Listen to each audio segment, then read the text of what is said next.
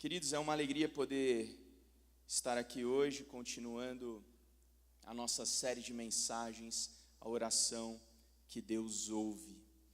E hoje eu quero meditar com você um pouco sobre aquilo que alicerça a nossa estrutura de pensamento, um pouco sobre conceito, antes da gente falar da prática, para que a nossa prática faça não apenas algum sentido, mas todo o sentido. E para começar a falar sobre conceito, eu quero te levar para o teatro. Quem aqui gosta de teatro? Eu particularmente adoro teatro, um momento onde a gente pode sentar e sentado parar nesse mundo corrido, agitado, respirar e contemplar em total atenção o conjunto das obras dramáticas de algum autor. Por vezes, ali é o lugar onde a gente se enxerga.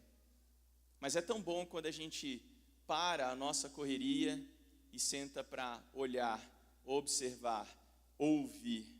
E na verdade esse é um dos significados dessa palavra, desse conceito do teatro. Um lugar para olhar, apresenta um sentido de um lugar onde transcorre uma ação.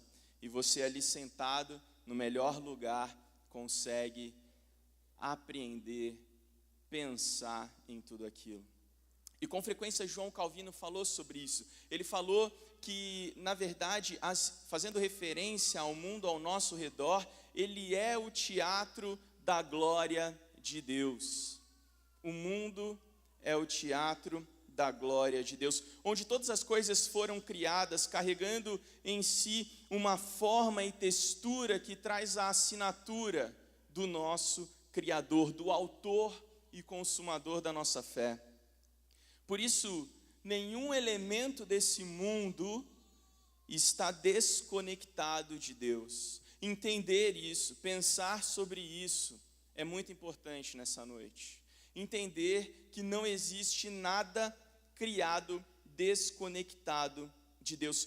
Por isso, todas as coisas criadas ganham uma intenção, uma intencionalidade, e portanto nenhuma parte da criação pode ser descartada, pode ser ignorada.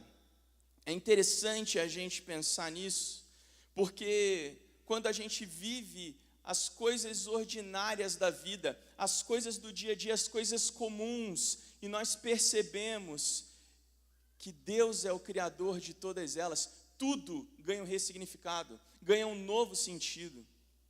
Desde você passear com o seu cachorro, até você educar o seu filho. A religião bíblica, portanto, ela não pode ser vivida separada da matéria. E o que eu quero dizer com isso? Eu estou falando da visão, do tato, do paladar, do olfato, a audição. Tudo isso nos coloca em profundo contato com o nosso Criador. A criação, portanto, é o lugar certo para que nós possamos encontrar, e não apenas encontrar, mas sermos encontrados pelo Criador e conversar com Deus. Somos chamados a um relacionamento de intimidade com esse Criador. E, portanto, quando nós oramos, nós estamos apenas assumindo o nosso lugar nessas poltronas, neste teatro da criação de Deus, que mostra a glória de Deus. Eugene Peterson nos diz que todos os salmos são orados nele, incessantemente eles oram com assombro, rindo e chorando, perplexos e atemorizados, queixando-se e confiando.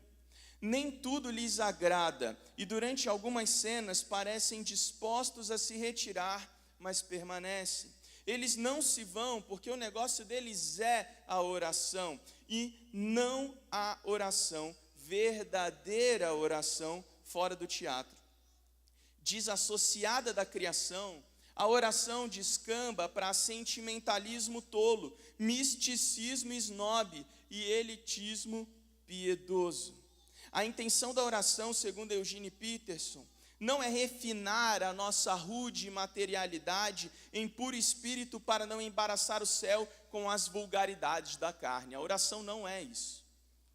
E essa definição de oração, ela traz essa cosmovisão, essa visão de mundo que não desassocia as coisas da carne com as coisas do espírito, e a gente vai explicar mais sobre isso nessa noite.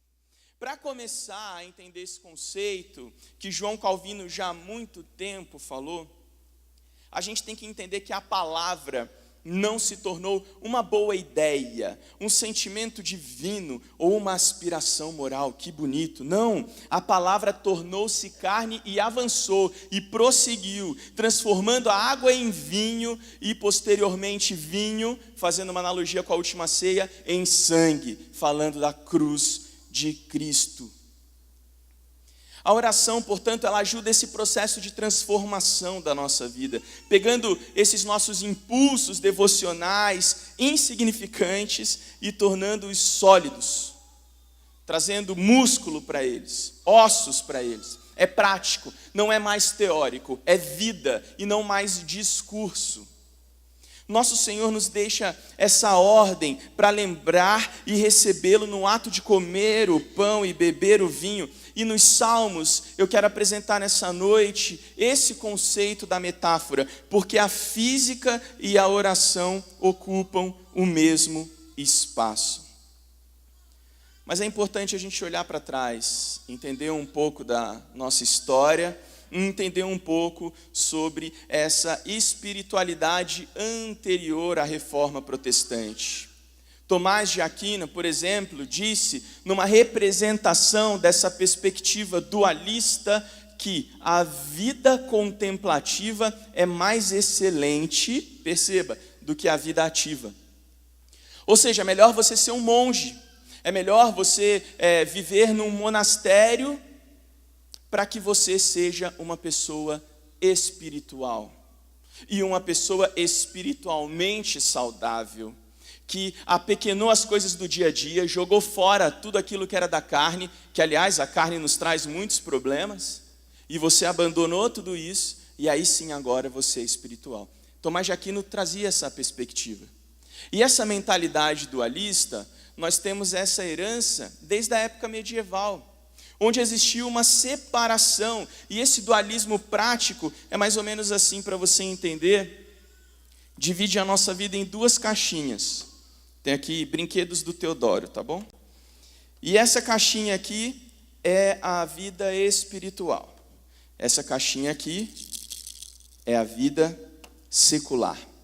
Essa separação sacro, santo, daquilo que é mundano, impróprio, acontece desde essa época medieval.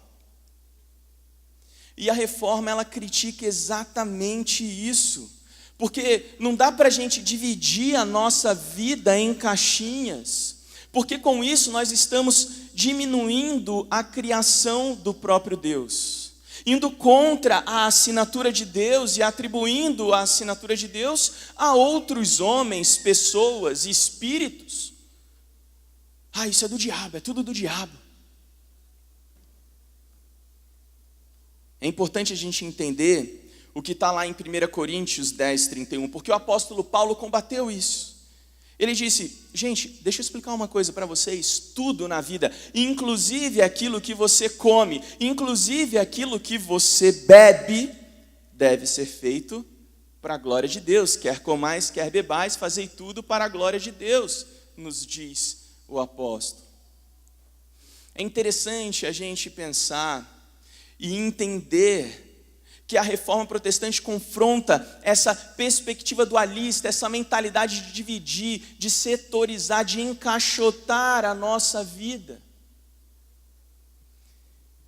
E aí combate com a doutrina da justificação somente pela fé, desafiando a igreja a ser a mediadora e dispensadora da graça de Deus, com a doutrina do sacerdócio de todos os santos, transformando o entendimento de como nós cristãos servimos e nos relacionamos com o próprio Deus. Martinho Lutero diz que não importa quão numerosas sagradas e árduas sejam as obras dos monges ou dos sacerdotes, aos olhos de Deus, essas obras não são de maneira alguma superiores às de um lavrador que labuta no campo ou às de uma mulher que cuida da sua casa. Nós estamos aqui diante de uma visão de mundo que tem implicações não apenas teológicas, mas sociais, culturais, políticas. Você entende como essa perspectiva abrangente, ela abraça todas as coisas e nada mais pode ser feito da mesma maneira? Porque perceba, quando eu encaixoto na minha vida secular algumas atribuições, por exemplo, a minha empresa. Não. Na igreja é na igreja, mas aqui na minha empresa as coisas acontecem do meu jeito. Essa é a mensalidade que eu tenho que pagar, dando bola para um, para outro, porque as coisas funcionam assim. Na minha empresa é diferente, porque aqui eu estou na caixinha do secular. Mas quando eu vou para o sagrado, para o espiritual, aí é serviço ao Senhor. Aí eu questiono a roupa do irmão, aí eu questiono algumas atitudes que eu vejo na igreja, porque eu estou nessa caixinha agora. Mas não dá para a gente viver a nossa vida assim. Não dá para a gente separar ou esconder alguma coisa de Deus. Ele assina todas as coisas. Portanto, desde essa época, o trabalho, a arte, a música, todas as coisas da vida ordinária, as coisas do dia a dia, foram compreendidas de uma maneira diferente e, portanto, ressignificadas. Só para você entender, falando de coisas práticas, essa é a continuação do brinquedo do Teodoro. O Teodoro já aprendeu, meu filho tem 1 ano, que essa caixinha vai aqui dentro e essa caixinha também.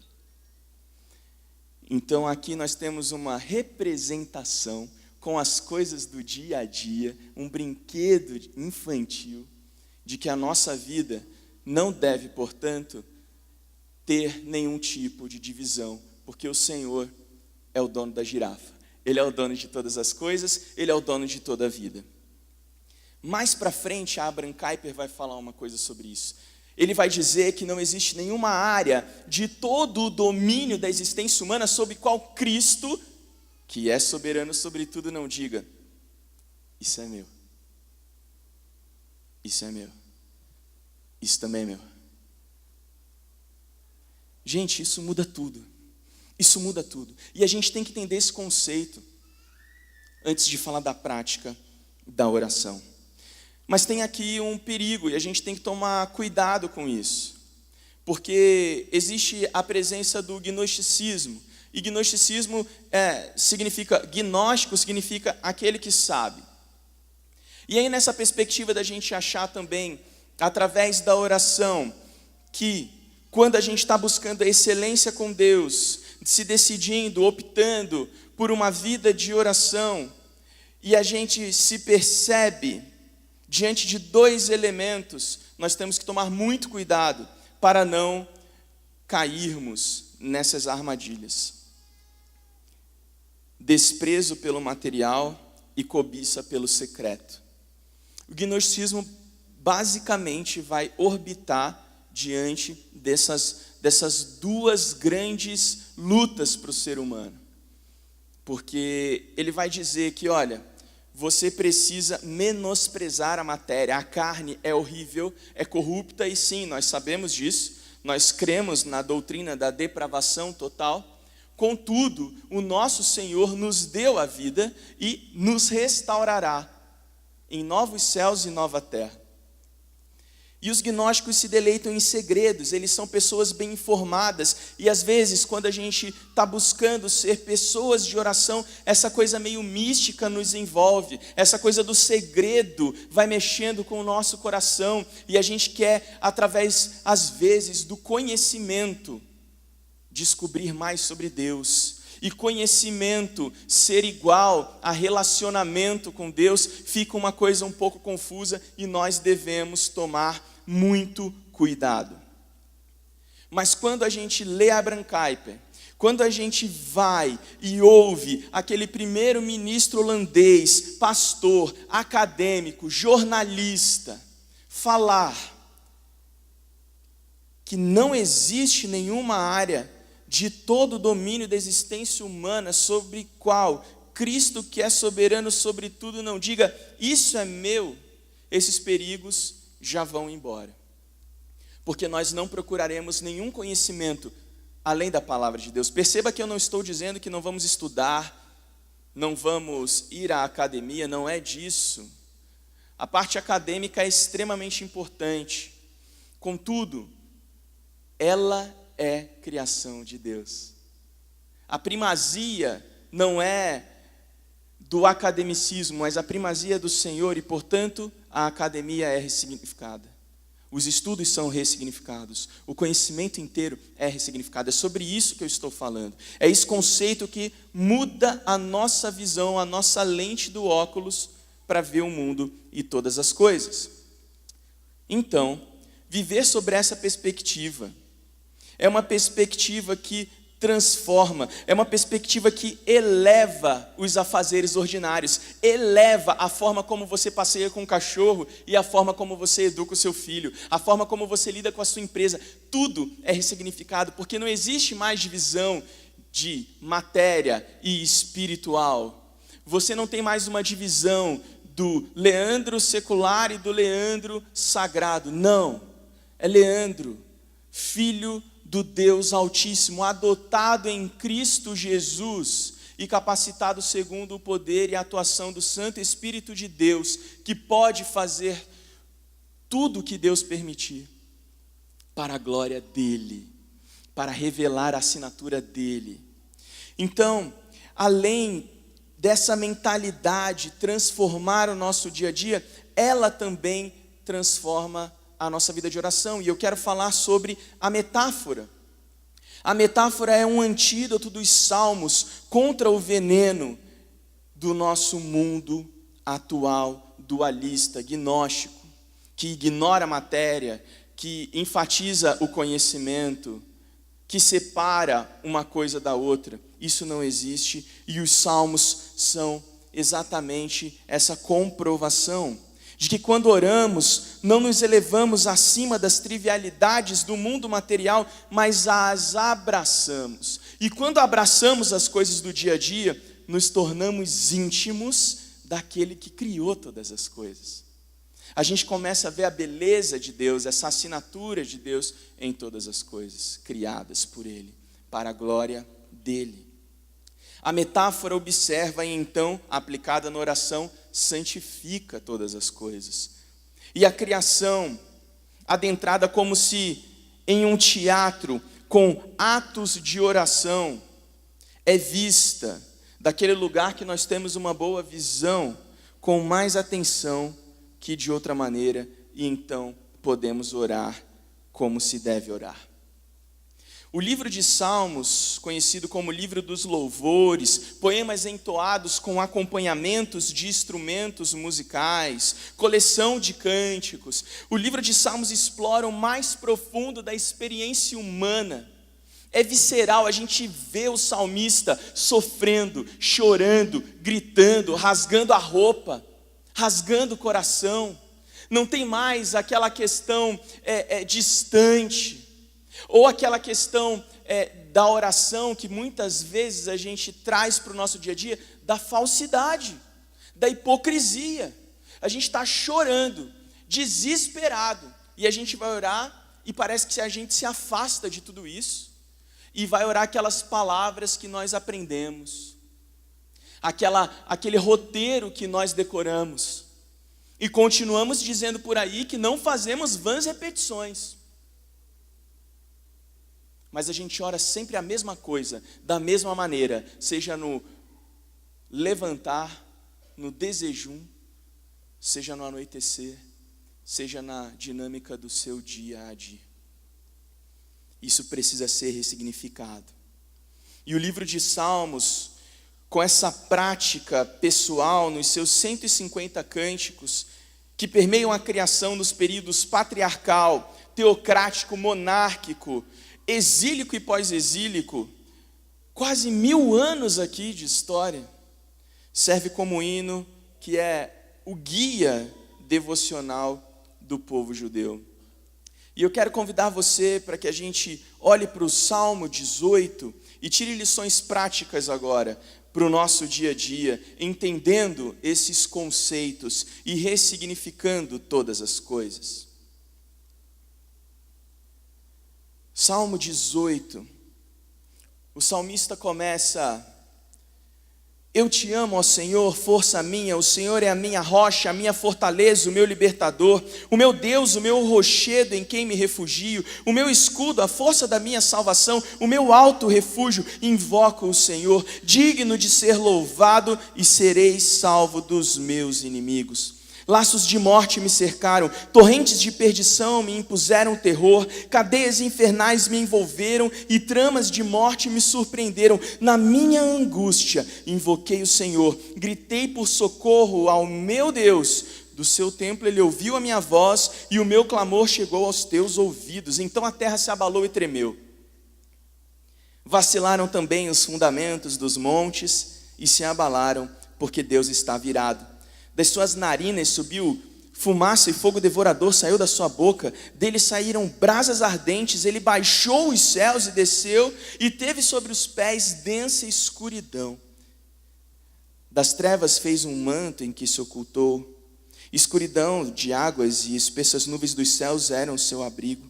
Do resplendor que diante dele havia, as densas nuvens se desfizeram em granizo e brasas de fogo. Um pouco mais à frente, o verso 19, trouxe-me para um lugar espaçoso, livrou-me, porque ele se agradou de mim.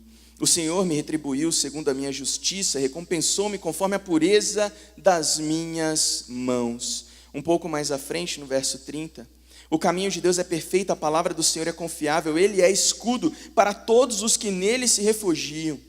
Pois quem é Deus além do Senhor, e quem é rochedo a não ser o nosso Deus? No verso 46 diz: o Senhor vive, bendita seja a minha rocha, exaltado seja o Deus da minha salvação. O Senhor que por mim tomou vingança e me submeteu aos povos, o Deus que me livrou dos meus inimigos. Sim, tu me exultaste acima dos meus adversários e me livraste dos homens violentos. Por isso eu te glorificarei entre os gentios, ó Senhor, e cantarei louvores ao teu nome.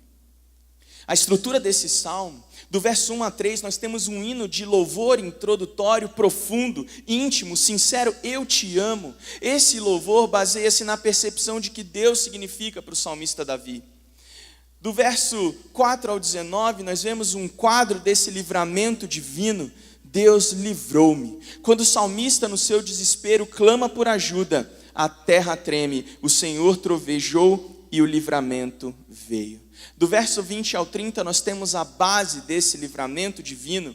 O texto diz: me livraste segundo a minha justiça, aparentemente exaltando a justiça humana, mas não existe justiça humana perfeita. Na verdade, existe aqui uma descrição comparativa e não absoluta. Porque o salmista está dizendo que tudo o que ele fez só foi possível por causa da ação do próprio Deus. E é isso que ele confirma. Do verso 31 ao 45, esse quadro apresenta uma profunda gratidão e ele atribui a assinatura ao Deus de toda honra e toda glória. Ele diz: o Deus que me revestiu de força, o crédito da vitória aqui está claro, explicitamente claro, concedido a Deus. Ele preparou o caminho, ele ensinou, ele me treinou, ele me conduziu à batalha. E do verso 46 a 50, nós vemos um hino de louvor final no salmo. Exaltado seja o Deus da minha salvação, portanto a ele toda a honra, toda a glória e todo o louvor a Deus somente. O Salmo 18 é de uma clareza particularmente instrutiva e surpreendente. Ele fala de um Deus extremamente ativo no céu e na terra, de um homem de coração inteiro e fervoroso na terra para executar a obra e a vontade do Deus do céu. Começa uma sensação diferente sobre a oração aqui. Uma sensação muito real. Por isso que nós não podemos separar mais a vida ordinária das coisas espirituais, porque tudo pode ser espiritual no dia a dia e glorificar ao Senhor. O salmo começa com uma oração de grande vigor, Davi rasgando o coração, Davi mencionando Deus como força, rocha, fortaleza, libertador, escudo, poder, torre alta. Daqui a pouco ele começa a apresentar os seus problemas do jeito que eles são. Não tem ninguém aqui tentando deixar mais bonitinho o que está acontecendo. Ninguém aqui maquiando a realidade. Davi está dizendo os seus problemas pessoais inúmeros, cordas da morte, torrentes da destruição, cordas do Sheol, laços de morte me cercam. E Deus responde essa oração, Deus responde esse clamor por socorro. E a resposta de Deus é feroz, fumaça sobe das suas narinas, brasas vivas saem da sua boca. Mas de repente, nessa sucessão de metáforas de intensa violência e ferocidade, dão lugar a um Deus bondoso, de imensa bondade. Deus estende a mão, livra aquele que ora daquelas águas profundas e dos poderosos inimigos e transporta para um lugar seco e um lugar amplo, um lugar seguro.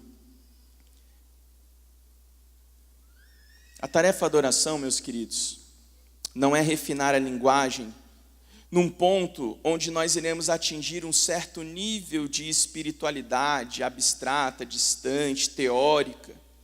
Não é isso. Mas a tarefa da oração, ela é mais densa. E através dessas metáforas, ela nos envolve no tempo, na geografia, e traz para cada um de nós o fruto de uma experiência real e honesta. E aí a nossa oração que apresentamos ao Senhor é real e honesta. A sua oração hoje é real e honesta? Deus fala conosco no tempo e no espaço.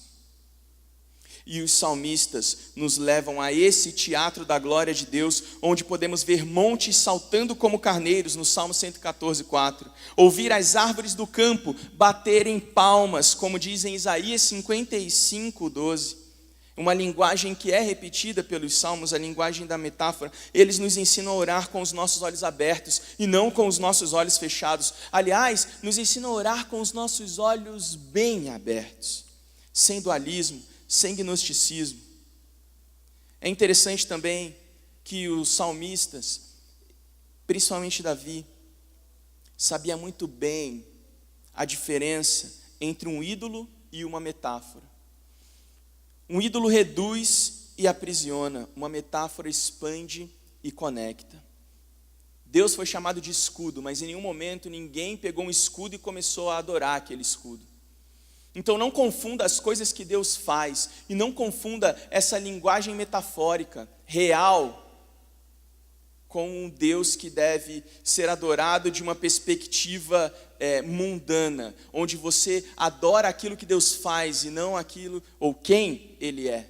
Você adora aquilo que Ele faz e não quem Ele é. Corrija isso. A metáfora na oração, ela se desenvolve e Jesus Cristo nos ensina sobre isso.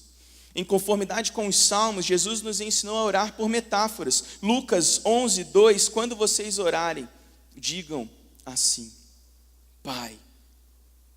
As metáforas que nós encontramos nos salmos, por meio da encarnação de Cristo, tornam-se uma vida sacramental, na qual todas as coisas, todas as pessoas intermeiam Deus. Jesus foi esse mestre que nos ensinou a utilizar tudo ao alcance das nossas mãos para conduzir as pessoas a essa consciência de Deus e, por consequência, a resposta a Ele. No momento que Jesus pegava alguma coisa, com as suas histórias simples de comparação, com as coisas do dia a dia, com as suas parábolas, Ele pegava aquilo e ficava claro que aquilo não era estranho, mas pertencente, como um pedaço da criação divina, usada como um meio de encontrar a Deus. A metáfora na oração se desenvolve de um jeito que ela evita ilusão e devaneios, de modo a vivermos e orarmos de modo franco, vendo, cheirando, tocando, respirando a realidade que Deus colocou para cada um de nós, com as coisas pequenas, ordinárias do dia a dia, amando ou odiando, abençoando ou amaldiçoando, seja qual for a decisão, mas jamais indiferentes a ela, jamais isolados dela, da realidade, porque a vida espiritual é real. Não sejam apenas ouvintes da palavra, mas praticantes. A palavra deve ser levada e vivida de uma maneira prática, pregada de uma maneira prática. Portanto, a oração expulsa o dualismo, vacina contra o gnosticismo e lança fora toda ansiedade. Você vive ansioso? Você já percebeu que vivemos ansiosos por nada? Porque a gente vive ansioso por tudo? Quando você analisa aquela questão que te leva à ansiedade, você vê que no fundo, lá no fundo, não significa nada. Mas ela é presente porque tudo te leva a ela. A gente fica ansioso quando a gente está atrasado. Mas quando a gente está adiantado e outra pessoa está atrasada, a gente também está ansioso. A gente fica ansioso por não ter trabalho. Mas quando a gente tem trabalho, a gente também fica muito ansioso por dar conta daquele trabalho. A gente fica ansioso quando não está num relacionamento com alguém. Mas quando a gente está num relacionamento de namoro, noivado, casamento, a gente também fica ansioso. A gente fica ansioso aguardando filhos, mas quando eles chegam, a gente também fica ansioso. Eu vou dar conta, eu vou conseguir educar meu filho nos caminhos do Senhor. Nós vivemos ansiosos por nada, porque vivemos ansiosos por tudo. Quando você ora? Quais são os momentos do dia que você ora? Onde você ora? Pelo que você ora? Com que palavras você ora?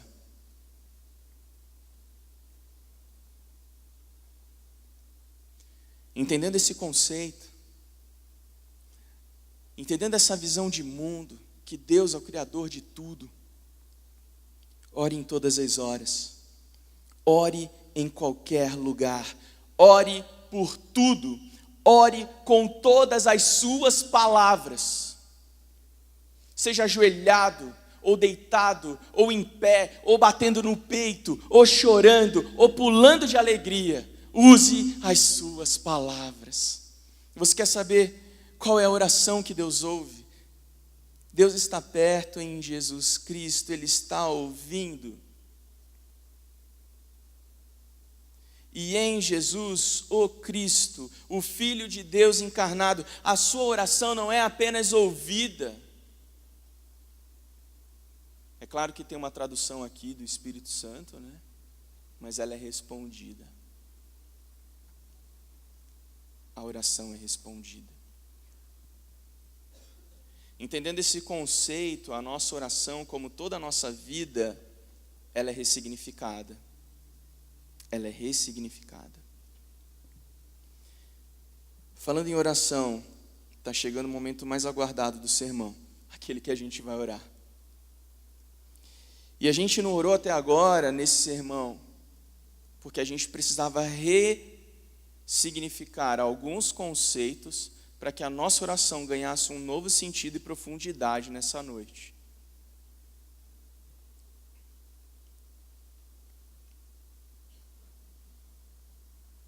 E falando em orar com os olhos abertos, quero pedir que você pegue o seu celular, abra o seu bloco de notas, ou se já quiser já direto no WhatsApp da família, já pode ir lá escrever, que você vai escrever uma oração agora, já manda para todo mundo. Falando em orar com a realidade, com as suas palavras,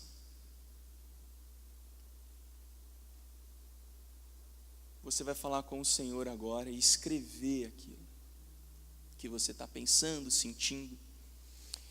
E a partir dessa oração escrita, eu quero que você pense em alguém de extrema intimidade sua, que você vai enviar essa oração. Por isso eu mencionei o WhatsApp da família. Porque aí quando as pessoas lerem a sua oração hoje, vão falar: nossa, essa oração é do Leandro mesmo. Porque ele fala desse jeito, ele escreve desse jeito.